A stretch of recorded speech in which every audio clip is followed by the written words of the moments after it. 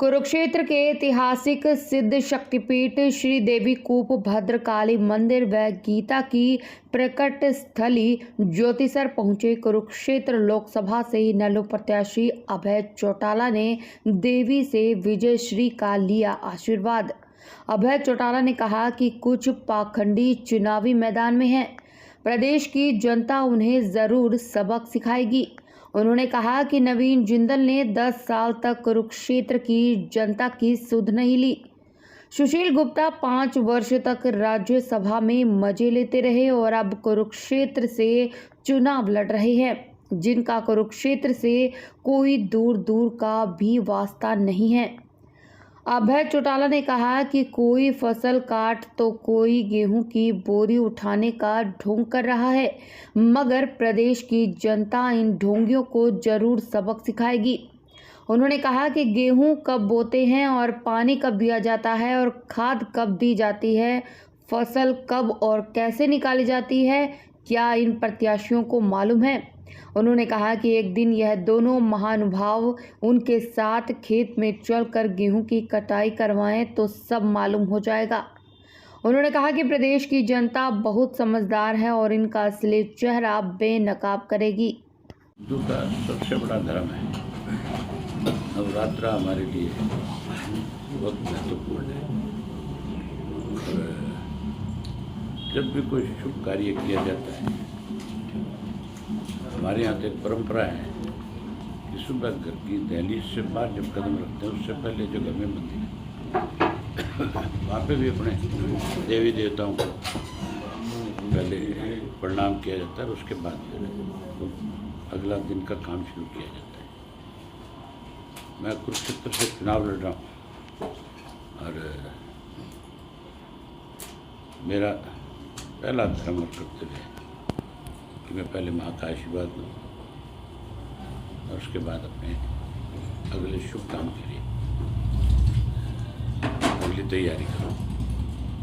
मुझे पूर्ण विश्वास और भरोसा है कि मुझे बड़ा आशीर्वाद मिलेगा और जो लोग मेरे सामने लड़ने वाले हैं, जो पाखंडी हैं, जो केवल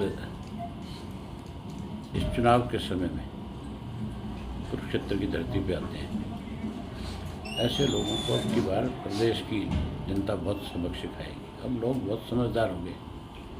नवीन जिंदल जी 10 वर्ष से कभी कुरुक्षेत्र की धरती पे नहीं आए। अब भाजपा की टिकट लेकर के आए। इसी तरह जो सुशील गुप्ता जी है, 5 साल राज्यसभा का मेंबर रहा, अनेक दिक्कतें हरियाणा के लोगों के सामने आई। कोरोना काल से लेकर के किसान आंदोलन तक दोनों की एक भी दिन की कोई एक स्टेटमेंट भी नहीं आई कि आज लोग परेशान हैं। कोरोना में जहाँ किसान परेशान था, जहाँ आम आदमी दुखी था, जहाँ दवाइयों का अभाव था, ये बहुत पैसे वाले लोग थे।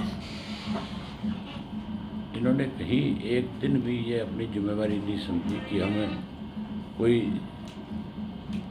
2 रुपया आम लोगों पे कहीं जा कर के खर्च कर दें, जबकि मेरे घर के दरवाजे खुले थे। जितना अनाज था वो सारा मैंने कोरोना काल में दिया और जो भी मेरे से जो उम्मीद की जाती थी, इवन कोरोना के समय में मैंने पीपी किट मुहैया कराई, मेडिसिन मुहैया कराई, सैनिटाइज़र मुहैया कराए और थोड़े नहीं बहुत बड़ी संख्या में। इन्होंने तो एक पैसा भी कोरोना में कहीं खर्च नहीं किया। और फिर किसान आंदोलन में उसमें लोगों के सामने बहुत बड़ी दिक्कतें आई थी।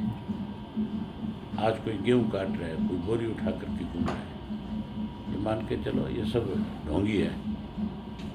और अब जनता बस इस मामले में समझदार है, इनका असली चेहरा बेनकाब करते हैं। जो आपको जब मिले कि क्यों कब बोई जाती है, कब पानी दिया जाता है, कब उसमें खाद दी जाती है और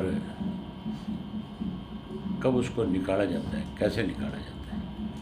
अगर ये सही मायने में किसान के हितेश ये कहते हैं कि हम भी खेती करने वालों में से।